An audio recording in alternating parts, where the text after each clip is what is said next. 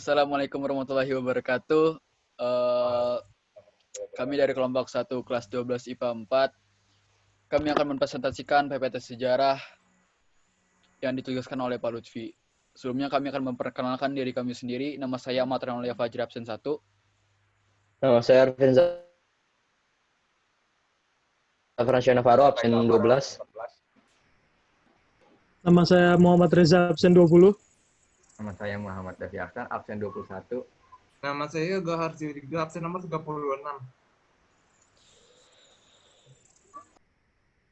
Jadi kita akan menjelaskan tentang disintegrasi bangsa. Lanjut, Fajri.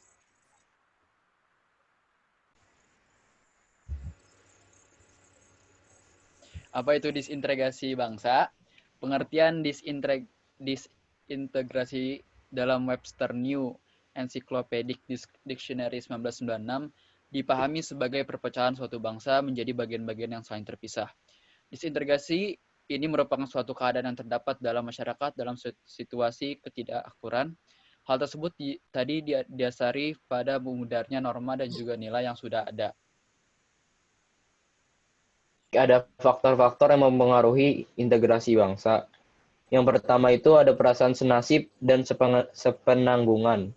Lalu yang kedua ada rasa cinta tanah air. Yang ketiga keinginan untuk bersatu. Yang keempat budaya saling membantu.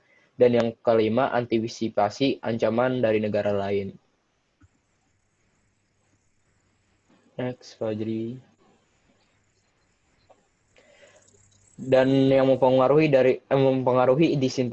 disintegrasi bangsa, yang pertama itu maraknya penyebaran ideolog selain Pancasila. Lalu yang kedua ketimpangan di bidang demografi.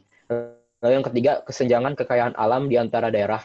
Yang keempat iklim politik yang kurang sehat.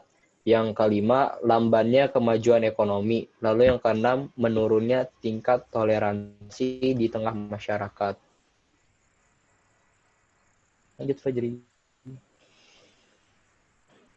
Nah, ini ada contoh dari disintegrasi bangsa, yaitu adalah pemberontakan Andi Aziz tanggal 15 April tahun 1950.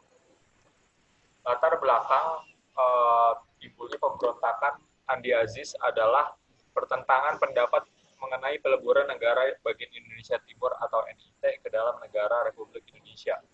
Yang kedua adalah ada perasaan curiga di kalangan bekas anggota-anggota KNIL yang disalurkan ke dalam Angkatan Perang Republik Indonesia Serikat atau APRIS atau yang sekarang disebut dengan Tentara Nasional Indonesia. Yang ketiga adalah menuntut bahwa keamanan di negara Indonesia Timur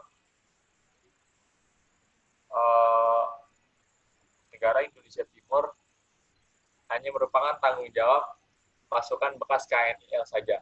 Dan yang keempat, menentang campur tangan pasukan APRIS Angkatan Perang Republik Indonesia Serikat terhadap konflik di Sulawesi Selatan dan mempertahankan berdirinya negara Indonesia Timur.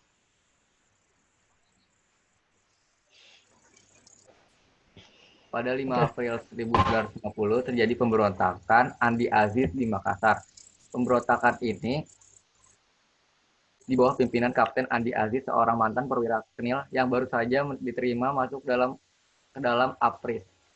Pasukan Andi Aziz melakukan penyerangan serta menduduki tempat-tempat vital dan menangkap Panglima Teritorium Indonesia Timur, Letnan Kolonel Ajek Mokoginta. Pemberontakan ini terjadi karena gerombolan Andi Aziz menolak masuknya pasukan-pasukan APRIS dan TNI serta bertujuan untuk mempertahankan keutuhan negara Indonesia Timur. Untuk menanggulangi hal tersebut, pemerintah mengeluarkan ultimatum pada 8 April 1950 yang memerintahkan kepada Andi Aziz agar melaporkan diri serta mempertanggungjawabkan perbuatannya ke Jakarta dalam tempo 4 kali 24 jam.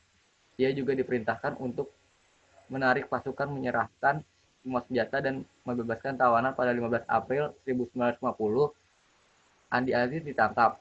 Pada 21 April 1950, Sukawati yang menjabat sebagai wali negara NIT mengumumkan bahwa NIT bersedia untuk bergabung dengan NKRI.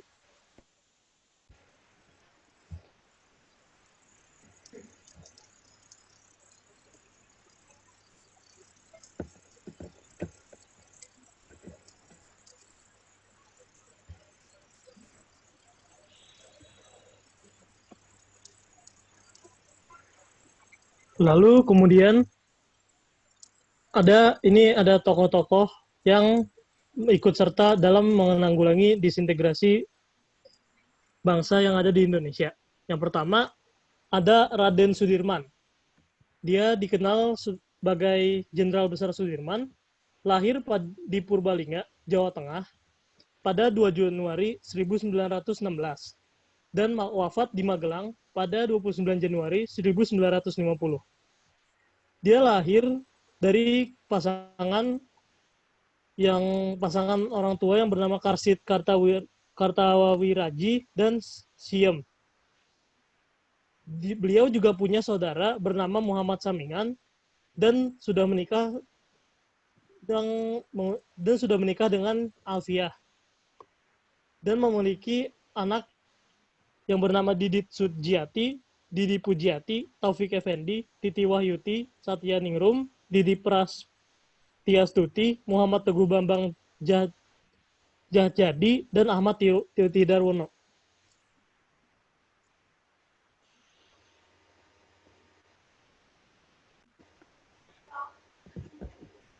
Jenderal Sudirman lahir di Purbalingga, Jawa Tengah, tepatnya di Bodas Karangjati, Rembang. Sudirman dibesarkan oleh seorang camat setelah diadopsi dari ayah ibunya, yang sebenarnya adalah pamannya sendiri, yaitu Raden Cokro Sunario. Ayah ibu Sudirman merelakan anaknya diadopsi demi masa depannya karena pamannya lebih mapan.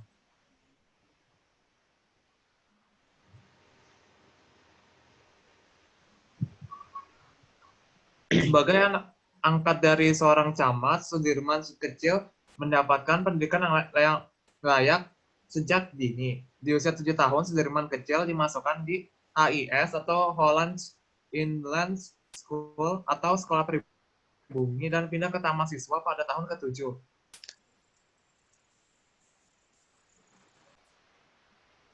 Pada tahun 1944, Sudirman menjabat sebagai Ketua Dewan Karesidenan yang dibentuk oleh Jepang. Inilah awal mula Sudirman memasuki dunia militer karena diminta bergabung dengan tentara peta bentukan Jepang.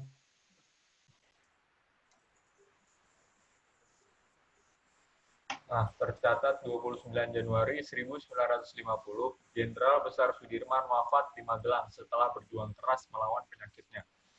Pemakamannya dilakukan di Taman Makam Pahlawan Semaki, Yogyakarta, diiringi konvoi 4 tank serta 80 kendaraan bermotor. Jenderal Sudirman dinobatkan sebagai pahlawan pembela kemerdekaan.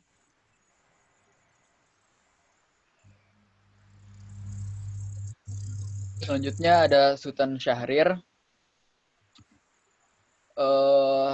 Sultan Syahrir ini lahir di Padang Panjang 5 Maret 1909 dan wafat 9 April 1966 di Swiss. Dia pernah menjabat sebagai Perdana Menteri pertama Republik Indonesia, Ketua Partai Sosialis Indonesia, Ketua Delegasi Indonesia pada Perundingan Linggarjati, Duta Besar Keliling Republik Indonesia. Sultan Syahrir lahir di Padang Panjang, Hindia Belanda, pada tanggal 5 Maret 1909. Dia itu merupakan anak seorang jaksa lokal. Sultan Syahrir ini pernah sekolah dasar di ELS dan sekolah menengah di Mulo, dan Mulo ini merupakan sekolah terbaik di Medan gitu. Hal ini mengantarkan kepada berbagai buku-buku asing dan ratusan novel Belanda. Tahun 1926 ia selesai dari Mulo, dia lanjut ke AMS di Bandung. Nah,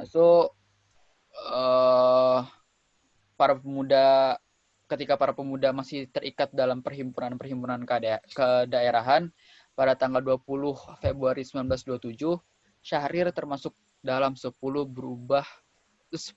orang penggagas pendiri Himpunan Pemuda Nasionalis, Jong Indonesia. Perhimpunan itu kemudian berubah nama jadi Pemuda Indonesia yang menjadi motor penyelenggaraan Kongres Pemuda Indonesia. Kongres monumental yang mencetuskan Sumpah Pemuda pada 1928.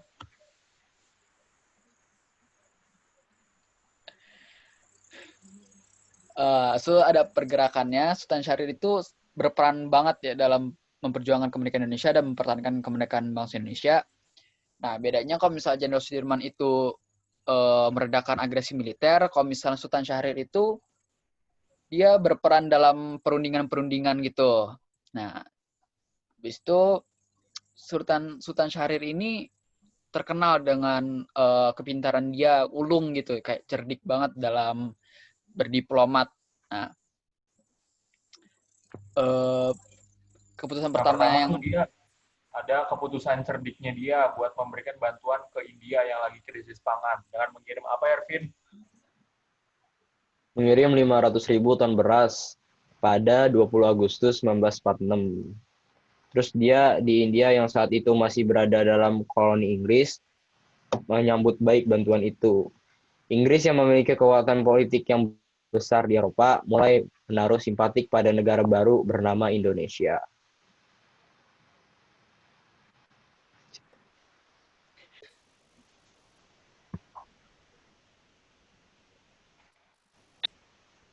Dengan segala cara, Sultan Syahrir itu mengupayakan biar Belanda tuh mau berunding. Termasuk dengan cara ngelobi teman-teman dia pas kuliah dulu. Terus CS. terus akhirnya tuh berhasil ngadain perundingan Linggarjati akhirnya. Walaupun hasil perjanjian Linggarjati dinilai merugikan wilayah Indonesia, tapi dengan cerdiknya si Sultan Syahrir ini tuh ngusulin tambahan satu pasal. Pasal ini tuh pasal perundingan tingkat PBB jika nanti ada perselisihan di kemudian hari. Dia nambahin gitu. Tanpa pikir panjang, Belanda setuju-setuju aja karena hasil perjanjiannya nguntungin Belanda juga. Kalau bukan gara-gara Bung Syahrir, Indonesia nggak bakal pernah jadi kayak sekarang. Ya, sekian dari kelompok kami. Kurang lebihnya mohon maaf. Wassalamualaikum warahmatullahi wabarakatuh. Waalaikumsalam warahmatullahi wabarakatuh. Waalaikumsalam.